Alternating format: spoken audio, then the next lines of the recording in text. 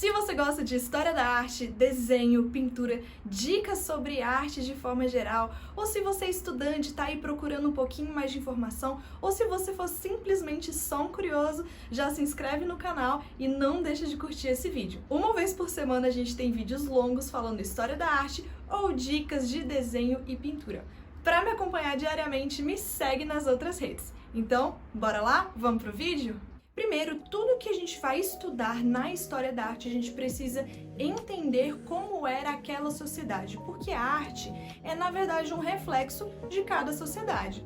A arte pré-histórica, a gente está falando aí dos primeiros povos, das primeiras civilizações que viveram nas cavernas, ou seja, historicamente a gente está falando do período paleolítico, em que os seres humanos ainda eram comunidades nômades e se abrigavam dentro das cavernas. A gente está falando aí de 30, 40, 50 mil anos antes de Cristo, então é tempo pra caramba. Naquela época, a comunicação acontecia de uma forma completamente diferente que a gente não está acostumado.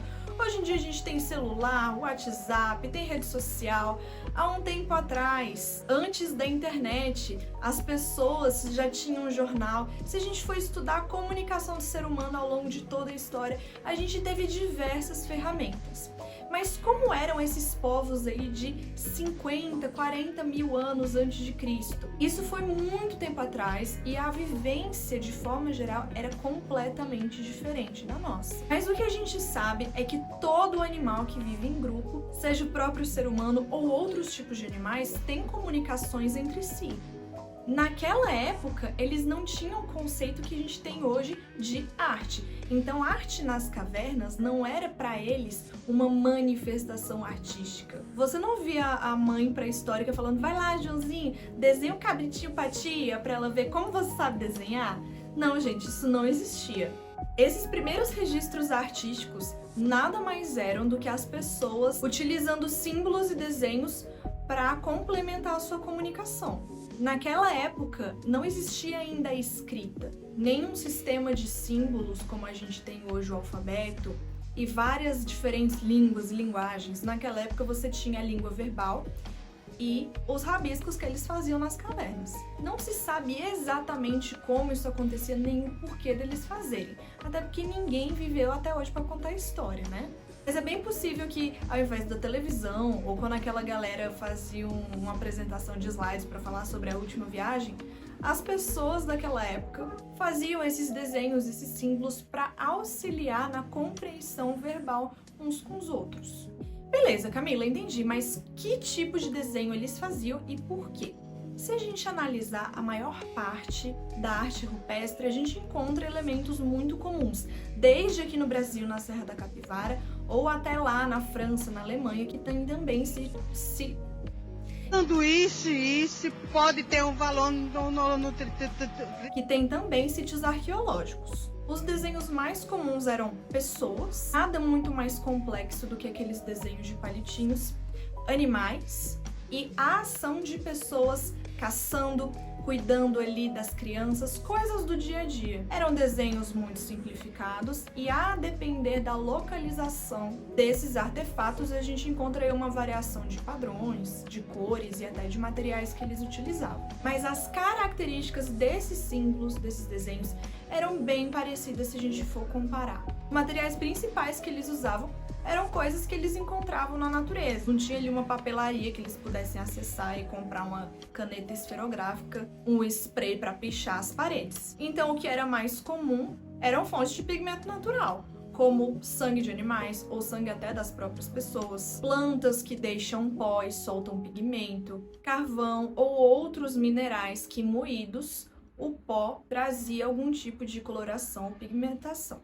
Quando a gente estuda a história da arte rupestre, muitos livros trazem uma ideia super glamourizada. Ai, porque as tribos antigas criavam símbolos, tinham significados por trás desses símbolos, ou até mesmo coisas como eles desenhavam na parede das cavernas para perpetuar a história, para trazer para o homem do futuro um legado de suas gerações. Gente, vocês acham sinceramente que eles pensavam nisso tudo? É muito provável que não. O que a gente sabe é que desde os primórdios o homem tem essa necessidade de deixar a sua marca por onde ele passa. Quem nunca escreveu o seu próprio nome ou fez algum desenhozinho na carteira da escola? Ou parede de banheiro? Você vai em qualquer lugar do mundo, você encontra pichação, você encontra nome em parede de banheiro. Isso é natural do ser humano.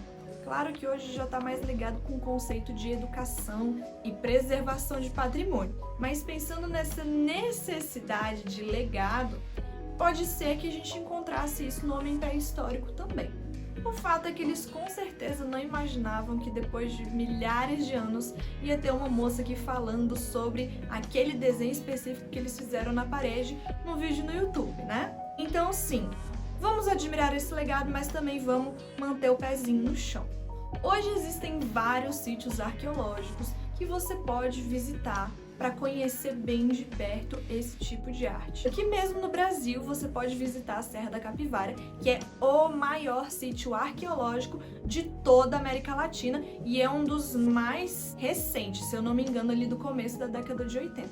Ao longo das eras, essa necessidade foi mudando. O ser humano deixou de ser nômade, começou a trabalhar com agricultura, criava animais e eles passaram também a construir seus próprios abrigos, que não eram tão resistentes quanto uma caverna. Então, ao longo da história, esses registros gráficos de arte podem ter sido perdidos justamente por não terem sido conservados como foram conservados na pedra. O homem neolítico, a idade da pedra polida, começou a trabalhar o seu lado artístico muito mais na parte da arquitetura, construções maiores de forma geral. Pode ser que eles continuassem os seus desenhos e as suas pinturas, mas muito disso se perdeu justamente por conta dos materiais que eles utilizavam. Agora, as grandes construções arquitetônicas e ritualísticas, como o Stonehenge, são patrimônios artísticos e grandes expressões da galera dessa época. Se você curtiu esse vídeo, deixa o seu like e deixa o seu comentário com sugestões para os próximos vídeos. Não esquece de me seguir nas redes sociais para mais conteúdo e eu te vejo na semana que vem.